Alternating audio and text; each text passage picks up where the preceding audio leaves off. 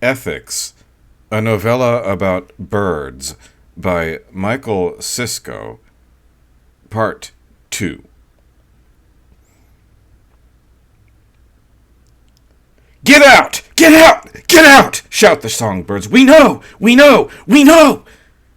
You don't know, the cuckoo answers shortly. Her voice is firm but casual. What do you know? We know! All you cuckoos, get out of the woods! Get out! All right, the cuckoo says, attack me, I'll fight back. Do I look frightened? The cuckoo ducks as a songbird dives at her head, then straightens up again, ruffling out her feathers. Go ahead, hit me. You can hit me, but you can't beat me. Egg eater, chick killer, the songbirds shout, working themselves up. You're not so brave when you kill our chicks. I've only just arrived here today. You've been here forever. Get out. If I've been here forever, then I should stay forever, the cuckoo says flatly. You can hit me, but I've... The thought falters. Get out! I can take it. Get out! Are you going to kill me now? You going to kill me? You're the killer! You're the killer! Another bird darts at the cuckoo's head. She ducks, feels the concussion of the bird's airwave like a slap, and, despite her resolute posturing, she retreats a little down the branch. I will defend my life, the cuckoo warns. Then they come at her. I won't be driven off. The cuckoo is flashing round and round through space. The air around her sizzles with lancing songbirds, who fear in swiftly to snap, peck, and swerve away. The cuckoo pivots and dances through the air to avoid them, describing a crazy path that nearly collides with the ground and the trees. The cuckoo sprints for the sun and the upper air with all her might. The dazzle blinds some of her pursuers. The stronger gusts up high knock the smaller, lighter songbirds aside, or force them to overwork themselves. The mob of songbirds is reduced to the three largest males, who snap at her legs and tail. One of them yanks at her tail feathers, and with a slight pang she feels one of them go. The surprise agitates her, and she flaps her wings in a blur, driving high into an airwave that swoops her up and away from her pursuers, flinging her out over open country and the bare hillsides. She pushes on mechanically until fatigue becomes pain in her shoulders and the lightness in her head. Below, a hillside, a short tree, a branch. See it, take it. It is a relief to slack her wings. Her narrow chest seems to have two icy egg-shaped cavities in it, smarting and raw as a fresh scrape.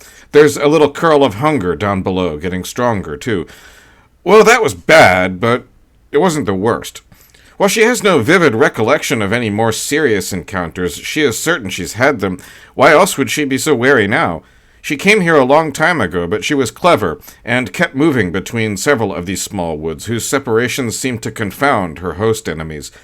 She has never pursued very far, and has always been able to slink back in again, usually within 1 hour.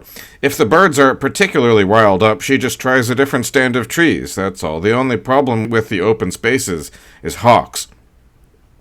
The day is bright and warm. That's right, start to take in the scenery and ease up. The sun mantling her sore shoulders is like a massaging hand. Her mate is around here somewhere, and soon it will be time for fresh pranks. Waves, crashing on the shore, whip coiling funnels of air up over the land, where the grass, rocks, and branches slow and eventually still their progress. The funnels turn to fraying salt rags and dissolve over the ground, soak into the lichens on the stones. The cuckoo watches the brilliantly colored spray disintegrating over the waves down below, then wafting in over the beach in white shadows that darken the egg-like heaps of rounded stones. The air frisks over the alert cuckoo, who is waiting for something. She decides to flit down and inspect the bracken for caterpillars or other provender, and drops down to a lower branch, noticing as she does so that there is a hollow in the tree here. A nest? An empty nest, filling the basin at the bottom of the hollow, completely hooded by the tree. The wind eddies in the open space, making the down remnants shiver. Nothing here now, but carefully the spot is marked in her memory. Birds return to old nests sometimes, and opportunists will take advantage of an old nest. Why not? The hollow has a pitchy smell, like fresh sap. Not unpleasant. There is, too, a faint odor of musty feathers and dry leaves. A good place to get out of the cold, since the nights are none too warm. How long will it be, she wonders, before the air really is warm? When the air is warm, her body opens. It's like coming out of a tight spot. She loves to sit dreamily in the open air on a warm night, invisible in her browns and grays, hearing the night sounds and knowing the other residents of the woods have been hard at work gathering food all day. My young are safe, she would think, invisible, hidden in plain view, safe and well fed. One day they may have to face mobs of songbirds, but today those mobs work for them. The songbirds are troublesome, but they're not as bad as hawks, falcons, and especially the owls. Owls, hawks, birds of that kind, they kill when they dive at you, and the owls can see you, can hear you when you are too sleepy to watch, and they make no sound. They see through your disguise, which is why a nice little untenanted hollow like this is just the thing. The sun is reaching its zenith, standing still overhead, quieting all below. The slurred hiss of the surf is an indistinct washing sound, and all the silence, the trance, sexually arouses the cuckoo. There is nothing more exciting than when everything is hypnotized, and space becomes endless and secret. It won't be long before the cuckoo melts, slips through the air and grass and trees like an otter spiraling through a clear pool of calm water, sliding out of the intangible secrecy of the afternoon to lay in a dozen nests. Invisible, watching, almost breathless with excitement, getting away with it over and over again. Soon her mate will come back from wherever he is.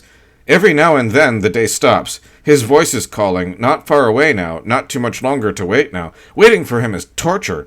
But go look for him? That would mean surrendering her only power over him.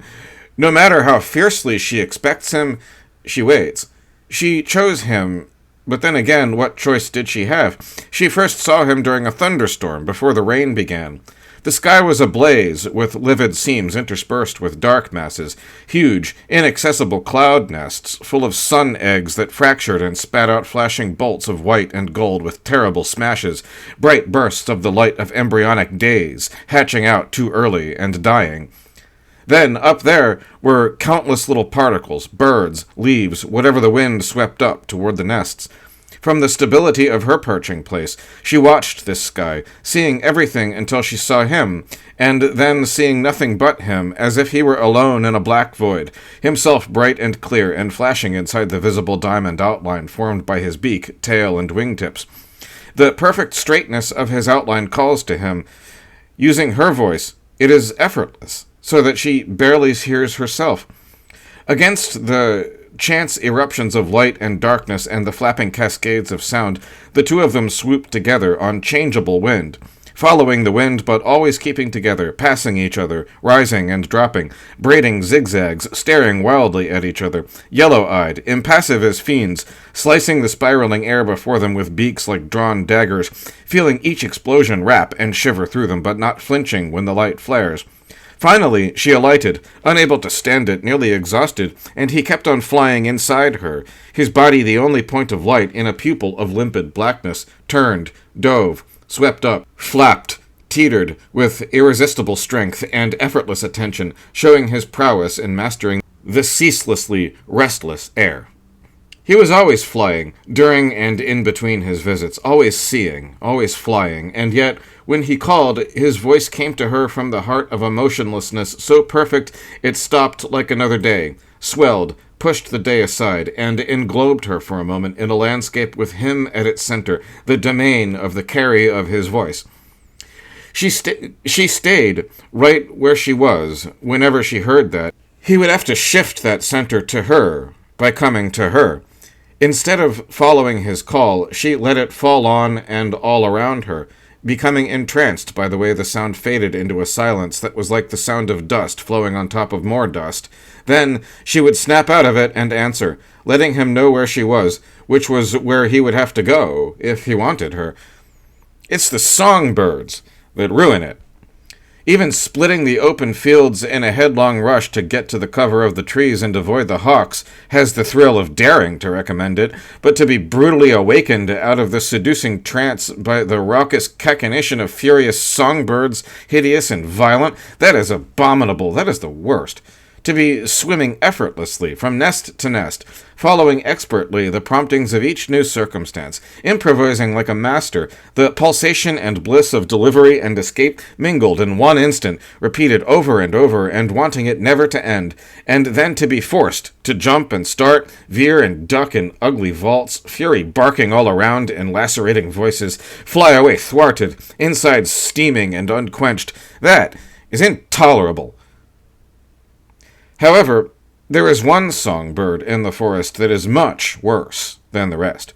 She does not come hurtling down on a cuckoo's head. She is eerily different, and has only to appear to chill the insides like icy water. Frigid water that pulls in the gut like an independent animal, radiating a sickening cold and rolling with gravity, weighing the body down.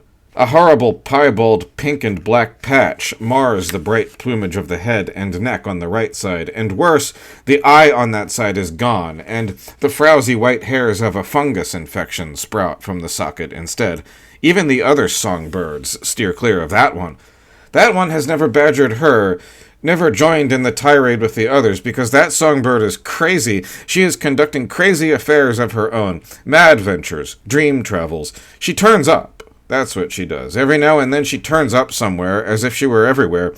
It's never possible not to expect her, and yet, whenever she turns up, she is simply sitting in place. Even though she travels as though she were searching all over for something, whenever she turns up, she doesn't act like she is looking for anything. She only ever turns up sitting somewhere quietly. If it were quiet she wanted, there is no end of it here, so why look for it? Does she want to try out all the quiets? From time to time, it seems she sings. Different corners of the wood and the field resound in turn with a startling song, whose singer is never seen, even though the singing always goes on and on. Female songbirds don't sing, of course, but no bird sings that way. The cuckoo herself has heard that song more than once. There's no mistaking it, even though it is impossible to remember. She knows she had heard that song she doesn't remember, because she does remember the way it made her feel. That feeling was unique in her experience. At first, she had had no idea that what she was hearing was singing at all. The sound was nothing like any of the other sounds she could hear at the time.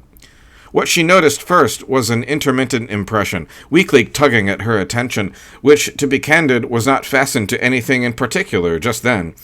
Her attention was just ballooning slackly in front of her.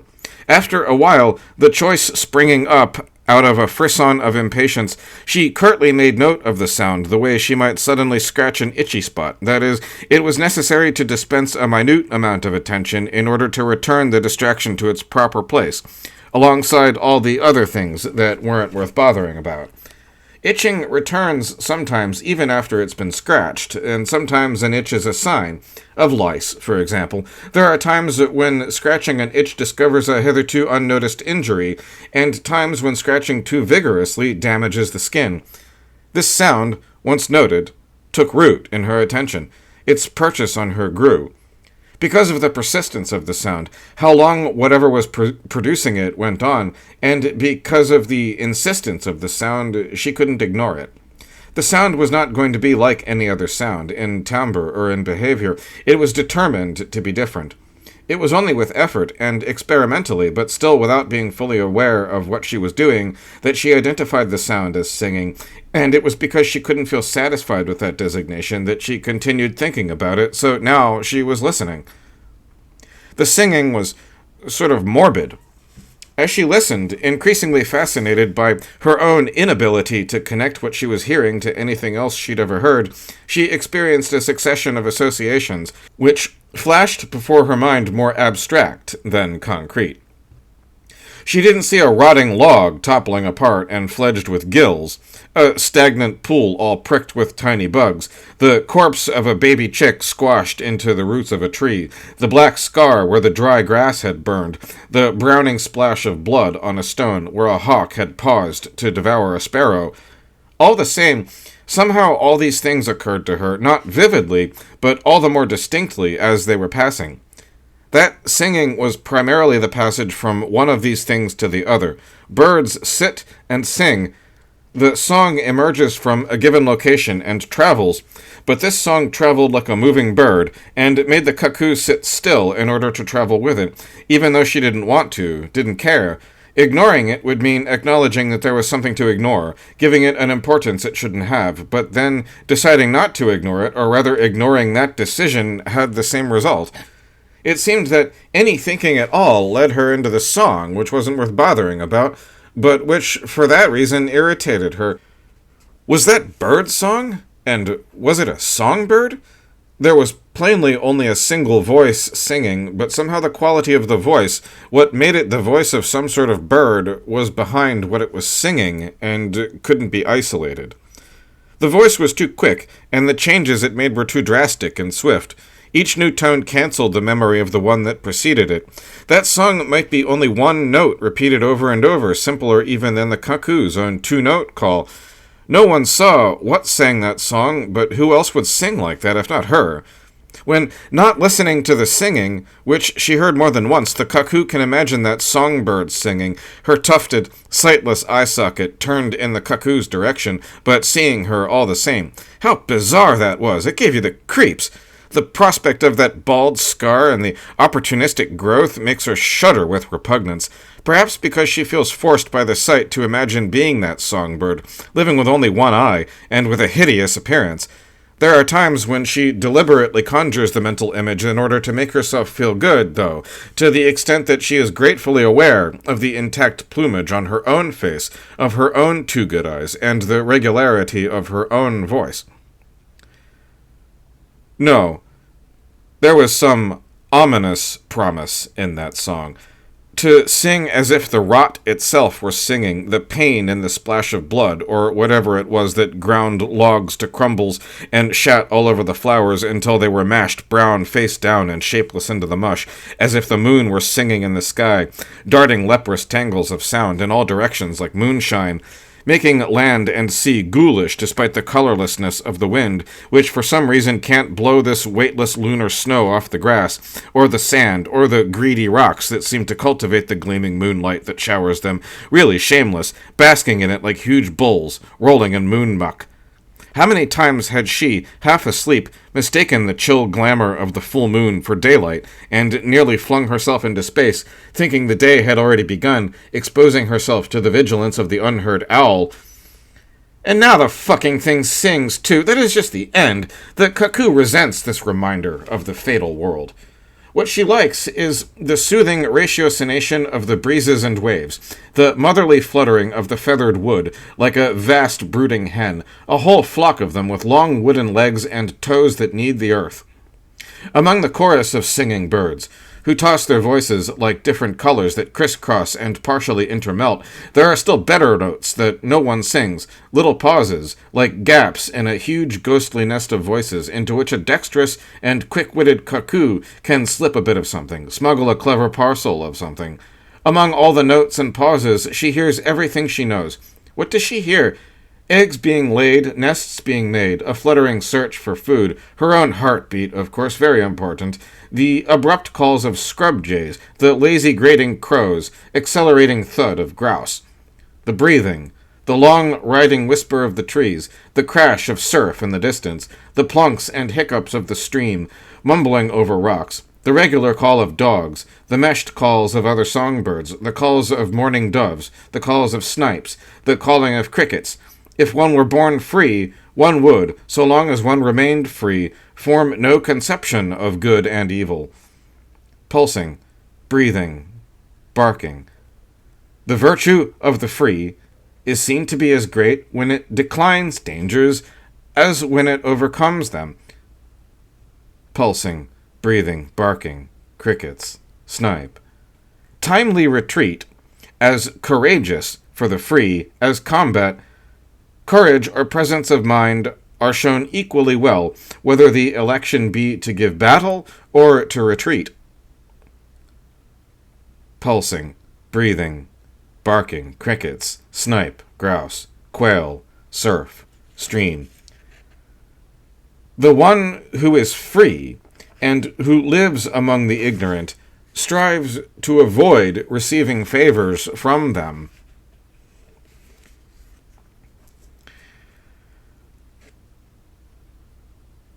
The carrion crows have discovered something big and dead in the tall grass. The wise cuckoo takes advantage of their distraction. A wise cuckoo waits for precisely such opportunities. It is almost a maxim. Unfortunately, it will be just as true for the songbirds, who fear crows too. If previous experience is any precedent, the current preoccupation of the crows will only cause the songbirds to turn their vigilance in another direction rather than relax it. On balance, however, they are not the enemies the crows are. That is, songbirds will not kill a cuckoo endowed with ordinary luck. The eager peering of a watchful songbird will dial itself around every nearby object, but the almost haughty surveillance of the predators, the hawks, gulls, crows, takes in the whole landscape as impassively as if their eyes were dead. Everything within the plunging sweep of their vision is illuminated by banal death, flat and plain as daylight. Only a potential rival elicits any expression. The clash of those deadly gazes precedes raising of the wings and opening beaks, even though death is as inexhaustible and abundant as the air, and despite the great number of birds and other creatures for whom the landscape is a sprawling campus of death to the horizon, there is still room for some jealous jostling, for put-downs, and for vainglory. It's a good thing the gulls do so well for themselves by the sea. They're such vicious brutes. They are so alien to the land birds. That snowy whiteness over so much of them makes no sense in the dun and gray world of the woods. They're enormous. They stink like dead fish, and their voices are from a nightmare. Even their chicks are dangerous. Hawks, by contrast, are delicate, spiritual hunters, proud without being arrogant. Hogs are selective. A gull will rave at anything, but gulls are so blatant they are not so difficult to avoid, nor are they especially discerning creatures. Frankly, they are easily tricked by disguise, a little guile. A hawk is not so easy to hoodwink, and there is a hawk in the vicinity who makes a specialty of cuckoos. She has seen him regaling himself with one, lying limp and torn under his horrible talons. The hawk tears off a morsel of flesh from the cuckoo's breast, having pulled the rib cage apart and scattered the skin, then stands erect on its long legs, gripping the rag of flesh in its beak, as if to display it. It is the hawk's impassive, wordless way of letting everyone know that they are already his for the taking, whenever he should be so disposed, and as it was with this one, so it will be with you. Crows are full of guile, and seem to be chuckling merrily to themselves when they spring their traps and take their prey. The hawk devours the cuckoo as if it were almost beneath his notice, but crows take depraved delight in snaring their victims, and dance a jig when they return to a carcass. A crow may hunt alone or with others. There's no telling what they will do. By the time the black funnel forms, it is too late to take warning. The gull charges in from the sea. The hawk is a speck in the blue above one moment and on your back the next like a lightning bolt. But the crow comes from nowhere. His camouflage is so perfect it is invisible. Nothing could stand out more distinctly, at once clear and enigmatic, than a crow, and yet even sitting in plain sight it seems to evade detection until it is ready to act. Without being inconspicuous, without having to remain silent or stand stock still, the crow goes unnoticed, magically convincing its prospective prey that it is a stone, all black and croaking, or a thick root poking out of the ground with its thinner end sheared off. A shadow that glints like seawater on a gray day, one of those innumerable nameless things that human beings leave behind them everywhere, with their impossibly bizarre contours and jumbled textures, smells never before smelled, and almost always freakishly heavy and solid. Then the attack. It's a crow, after all, a witty attack. "Why didn't I see?" someone cries. "Too late," the crow pounces. "Too late." "Why didn't I?" "Too late." The crow settles down to brood on its treachery, clucking like a mother hen. It won't be long before its relations show up for their share, and as they eat, the freeloaders ingratiate themselves to the killer by trading stratagems and reminiscing deliberately about the last time when the guest was the host and the host was the guest. Crows understand disappointment, even if they don't feel resignation. Where the eye of a gull or a hawk gapes as an expression of its rapacity, a crow's eye asks an evil question, like nighttime. "Will you live?" It's best not to think too much about crows. It only makes it more likely she'll choke when she encounters one. A crow is nothing but a slow hawk, she tells herself, slow and ugly. And they stink. Crows pore over remains. Forensic analysis is in their practical, utilitarian, unpoetic minds. Well, it's a stupid cuckoo who falls for a crow's wiles. A cuckoo has to know how to watch carefully, too, and a crow might learn a thing or two, might even be surprised to learn just how sharp a cuckoo watches. Could a crow slip in and out of a nest, unnoticed, discard one egg and lay another, all in the time it takes a wave to break against the shore? The deception must be perfect, and go unsung as well.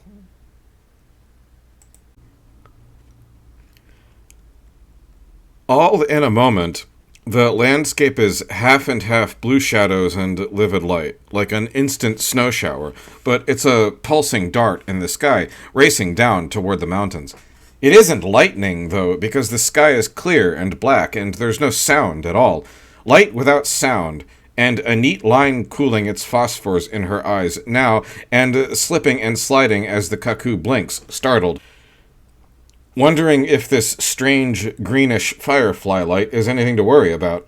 Nothing like lightning. No, nothing at all like lightning. This light was casual, almost furtive. Except for that one guttering pulse that was like an error in flight, easily made, easily corrected. The sky winked at her, it seems. "Did you see that?" she asks the plover, who is just happening by. The plover does not answer, but draws herself up short, apparently startled. "The light over there, did you see it?" the cuckoo asks. "Light? What light? It isn't fire, is it?" The plover's voice is hard-edged. She builds her nest on the ground and has nightmares about brush fires, about standing helplessly by as her eggs cook, as her chicks burn. "It was in the sky. It wasn't a star. It flashed and moved, then went out." "I suppose I might have seen a flash," the plover says. "You don't think it's fire? Is that smoke I smell?" "I think you're smelling human fires. They always have fires, it seems." "You know what I think?" the cuckoo says, as if something has just occurred to her. "No, I don't know what you think," the plover replies, as if thinking were a disreputable habit, or really more like something the cuckoo was either not entitled to do, or something which, if the cuckoo were to do it, would produce nothing worth noticing. "I'm thinking that the songbirds are trouble these days," she says. "I'm considering changing to ground nesting birds." "Just try it!" the plover snaps, raising her head high on her neck and hooding her eyes contemptuously. "How well do you know those big eggs of yours?" the cuckoo needles. "Quite well," the plover bats back. "Perfectly well." "You sure about that?" the cuckoo observes. "I should think I know the difference between a long leg and a short one," the plover says with venom. "I think I should know a long neck from a... Well, you haven't much of a neck, have you?" "Sharper eyes than yours have been fooled before," the cuckoo says, as if she were sincerely imparting advice. "I'm not worried," the plover says. "I'll defend my nest. I'll come up on a dog. I don't give a fuck. I've driven off cats. And I keep the rats away, too, which is not exactly a straightforward job at the first sign of any funny business." The plover flutters. She opens her wings and lowers her head, seeming to spread against the ground as she sinks. Then, demonstration concluded, she resumes her upright posture. "Very impressive." "You're the one who should be careful." "Driving cats away must be exhausting. Watching for rats, where does it all end? All the watching. That on top of all the feeding, I can't imagine how you manage the tedium."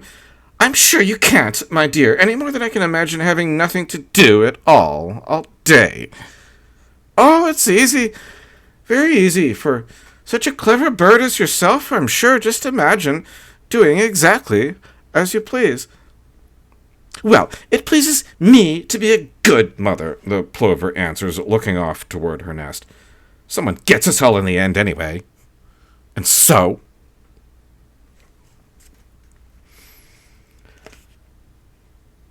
The thunder has come again, dropping down in sections from the mountains toward the sea, as if whole avenues of ancient trees were collapsing one by one. The sun has almost set. The humid air is equal parts warm and cold, redolent of wood smoke, the aroma of damp earth, now and then of brine. A burst of light and a clash. A noise that crumbles hollowly away under the clouds. The old oak split by lightning glows down to its roots. The tree droops to the ground like a poleaxed bull and burns blood red. The songbird, drawn to the spot by a crash that still is echoing back in the woods, flutters up to take up a position in a thorn bush a dozen feet away from the burning tree. With her one good eye, she watches the flames, and above all she listens intently to the fire, then accompanies it, singing, "Bodies are made of parts. Some parts are hard, some soft, some wet, some fire, some are further inside than others. Body parts are vulnerable to other bodies, and when a body made of fire causes another body's fluids to press on the soft parts of the body, it changes that body's shape and leaves a burn mark. Bodies can act on, move, burn, and displace other bodies." The stricken oak looks like the gaping jaw of an alligator, fanged with pointed white teeth that bob and shiver, belching foul breath and hissing explosively. Even so, it is still and dead. Only the fire lives. No animal eats like that, continuously, without needing to pause for breath or swallowing. Nothing could be so ravenous as this. The plover pivots in place, watching as a bright orange, wind-tossed flame, stark against the cobalt-silver sky, traverses the open space above the grass in a straight line. She glimpses the underside of a violently flapping wing just within the fire, luridly shining golden underneath.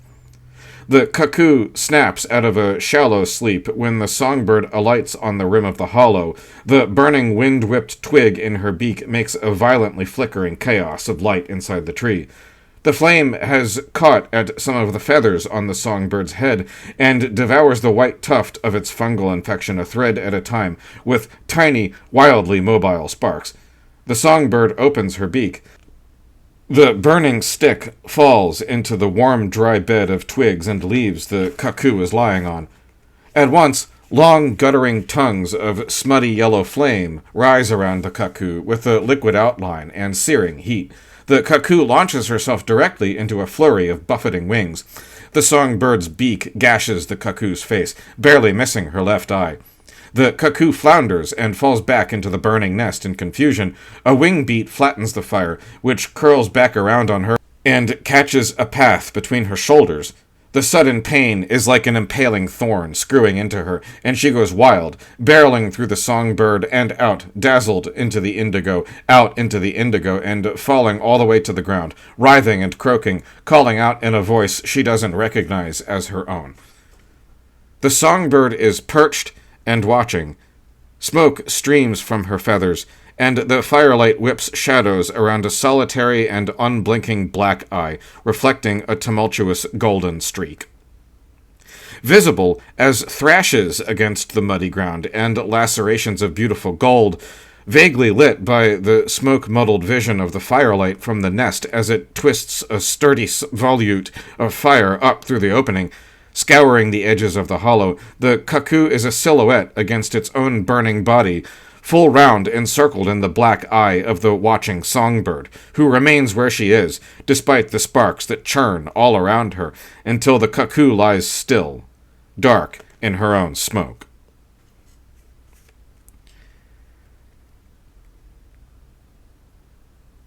Later, having wedged her burned body in among the roots of a solitary tree, the cuckoo is able to remain upright without effort and look out over the landscape. "I still have my eyes," she thinks. "That's something. I could have lost them, one or both of them. I would be blind now." The cuckoo watches the day develop. Thermals are forming as usual above the larger flat stones and bare spots. The soaring birds are lazily scaling thermals. Those columns of woven air will reach up above the level of the hills, then spread out in a cooling layer that will eventually settle down again. But as they rise, the sun hits those pillars of air and makes them fray and boil apart up higher. The canopy of cooler air rises all the time, spreading like a mushroom cap overhead. The long, nearly invisible legs of those colossal mushrooms stand all over the landscape, and the soaring birds use them, still climbing on legs after all, ha ha. They rise and then glide away when they get up enough, but only so as to come streaking down on their prey. A hawk goes veering by, with something flopping in its talons, a mass of fur the cuckoo can't identify. Perhaps it was the burrowing creature that chased her from the mouth of its den earlier. She can't fly anymore. Her wings are too badly burned, so she had to crawl painfully over the ground, looking for a safe place to hide. It was only by fiat of that furry thing that she still lived. It had not struck at her, or even touched her, although it seemed angry enough at her intrusion. She suffered more in making her ungainly escape than from the creature's anger. A close call. But, as usual, she escapes. The pain, now that she isn't moving around, is everywhere, but not as sharp as before. The hills form a gradual curve down onto the flatter space, rising up like waves, but not crashing down for some reason. The hills, and mountains for that matter, just rise and stop, keeping themselves up somehow. How? The water can't manage it. Which is saying a lot. The water is so powerful she can't stand to go near it. Just the spray alone is so tingling and violent. So how strong does that make the silent mountains? It's an abstract power, unlike the manifest power of the hurtling wave, which breathes up the cloud spray, which drives against the mountains like a second shore, traveling along the tops of the mushroom canopy, standing on its thermal legs, girdled by the lazy soaring birds. The soaring birds toboggan along the undulating tops of that canopy, in and out of the mist. The water birds bob on the surface of the water, and sometimes dive under, with a little preparatory backward lunge, since water is pierced less easily than air, or so it seems. Not being a high flyer herself, it's hard to know what the air is like up there. Will she ever fly again? Her wings are burned, naked as a chick's. Perhaps they will fledge again, the way they did when she was in the nest herself. It was a songbird who raised her. She remembers vividly the sensation of her foster mother's beak being thrust into her throat. Too bad those days are over. She's famished. It was just dumb luck that led a blundering little bug to clamber up to this root next to her. Too late, he saw her. She got the little fucker. It wasn't enough, but it was something. Her whole body exploded in pain the moment she had him, but that pain died down again in time. She had been so jealous as a chick. She had to have foster mother all to herself. There was no concept of foster at the time, only mother. It wasn't until she grew up that the cuckoo put all the pieces together. That was a shock. All that time thinking she was some kind of freak songbird, and then her instincts began, and she understood it all. What a shock, but it was a relief, too. It meant that her indifference to male songbirds had been right all along, and all her fretting, her worries about being abnormal had been nothing but silliness. She had known love, after all, and laid eggs. That was work done. It wasn't enough, but it wasn't nothing. She hadn't wasted her time. Will she see her mate? Would he recognize her now? Will she ever see him again? Who knows? What's the use in wondering? She can tell him who she is, if she can manage to get her voice working again. Just now, while breathing is all right, any attempt to vocalize with her parched mouth and throat is uncomfortable, as though she had to break through a crust with her breath in order to make a sound. And opening her lungs, expanding her chest beyond a certain point is painful, actually acutely painful. So the voice will take time, but it probably will come back. If it would only rain a little, or if some dew would appear from wherever it comes from, she could test her voice. In the meantime, it would be good to sleep, but there's a faint but inexpressible excitement inside her still. Something happened to her. She was horribly burned. She will never be the same now, but how will she be? How different? Very different? It is possible she might make a complete recovery and be flitting lightly through the air once more, perhaps even in a few days? It doesn't seem that way. Perhaps not. A songbird is singing prettily. Poor little thing. Little do you know your chicks aren't yours. Had she laid any of her eggs in that wood this year? She must have, but she can't remember. Was it this year or the last? Was what? Was it this year or the last that she ignored the woods altogether and laid all her eggs in those smaller copses in the groins of the hills? The songbirds were fewer there. In the woods there are a bit too many. The mobs over there are pretty scary. But then there was that hawk. A hawk likes to hunt around the smaller copses. It must have been away one year, which made it possible for her to nest her eggs there. Now the hawk is back, or at least a hawk. At least? She can't be sure if it's the same hawk. Other birds are so much alike. In all the woods, the only songbird she knows as distinct from any other is that burned one. She wonders where she saw the burned one last, but can't remember. What does it matter? It seems it should. Something important. Something involved that burned songbird. Ah, yes, the fire. Mist is thickening out there over the water, despite it being broad day out. The wind is cold just now, blowing on her and causing movement within her injuries, a new blossoming of pain across her front, but it is the kind of wind that changes direction. The cuckoo breathes, open-mouthed, shivering.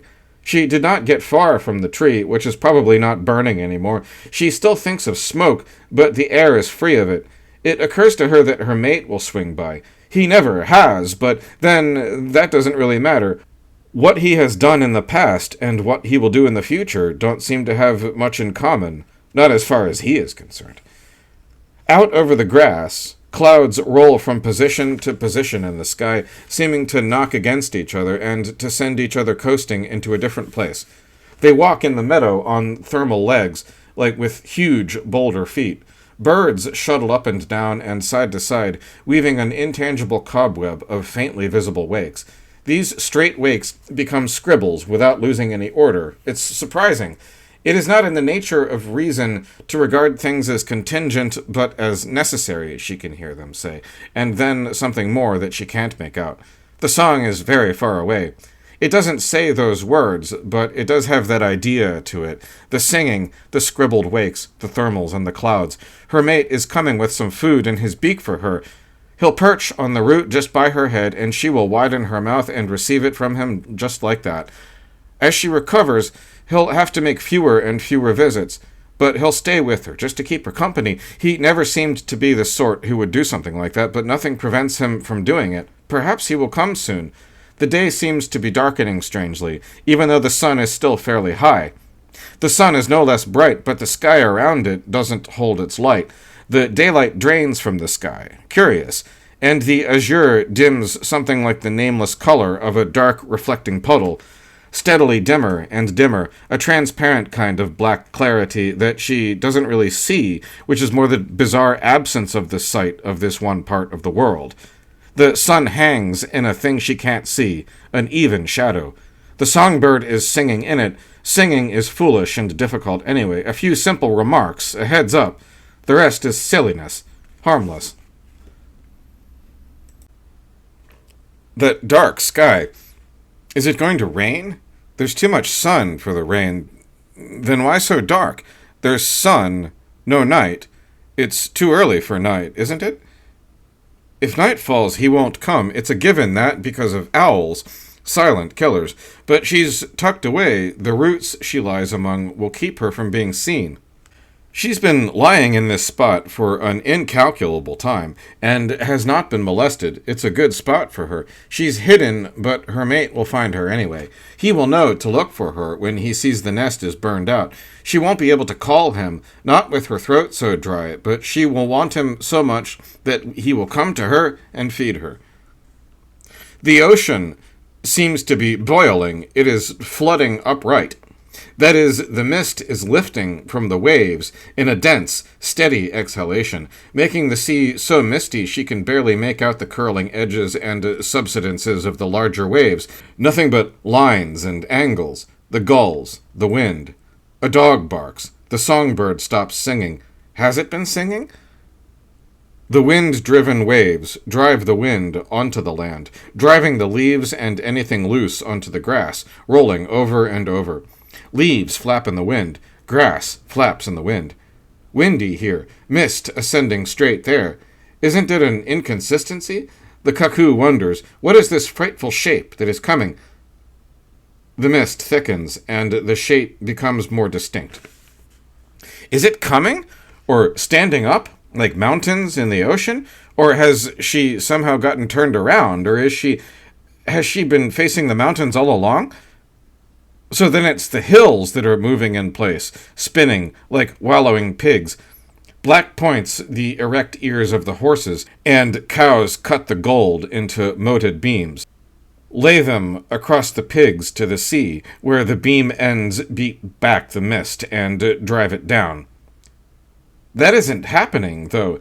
Instead, the mist hardens in the sunlight, escaping into it, and that angled horror is more obvious all the time. Colossal as a mountain, with a mountain's high points, but down below the peaks the mist still occasionally parts to show the ocean. The dark points bob in space. Those clearings in the mist seem to fly out from her eyes like holes, plunge forward into the mist, bringing the sight of a curling bit of froth, or a stone, or a scrap of kelp into distincter focus for a moment, before leaning out again and swinging off to the side. It is a monster owl, the size of the woods, with as many elbows in its wings as the woods has treetops, mute, soaring down to grab the landscape in its talons and fly off with it. The two ear tufts very slowly spread apart as the owl beats to the shore, as if it were swimming through the mist. The wind cuts cold, and whatever isn't pinned down is somersaulting past her. There goes a bundle of bright feathers, tossed up and landing with an almost animated patness, only to flip up and travel further along with the next gust. The stick-like legs are up and stiff and dry as sun-brown pine needles. A songbird's body, so light it barely rests on the ground. It catches on a little knot of grass. The wind scoops it up and sends it on its way again, and it vanishes in tall grass.